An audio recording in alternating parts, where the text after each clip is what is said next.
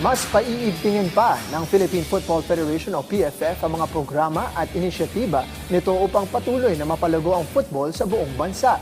Kasunod ng mga tagumpay ng national teams, target ng PFF na maiparamdam ang epekto ng mga tagumpay na ito hanggang sa mga lokal na komunidad sa pamamagitan ng iba't ibang development programs. Alamin ang buong detalye sa report ni teammate JB Junio.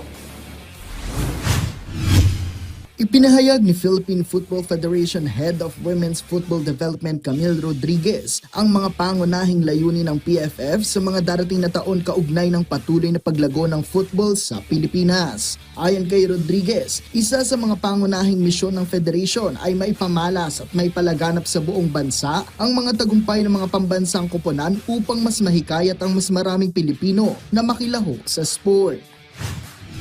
This year, the aim really of the Philippine Football Federation is to share the successes of, our national teams. Our Filipinas are in back-to-back qualifications. Our men's team, had a successful run in Southeast Asian Games and continues to do so.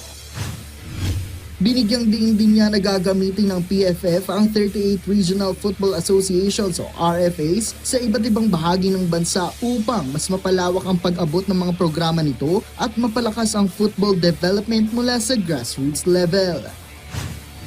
So it's to share those successes with around the country, through our 38 different RFAs to continue to grow football from the ground up and to really connect and collaborate with different communities. Kaugnay nito, nakahanda rin ang PFF na maglunsad ng mas maraming mga liga, workshops at iba pang development activities na lalong magpapalakas sa football communities sa bansa.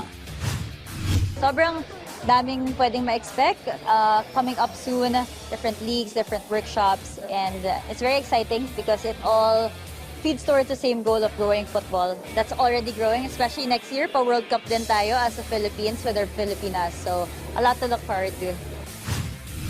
Sa patuloy na pag-angat ng mga pambansang koponan at pagdami ng mga programa para sa mga kabataan at komunidad, umaasa ang PFF na mas marami pang Pilipino ang mahuhubog bilang mga manlalaro, coaches at taga-suporta ng football sa mga darating na taon.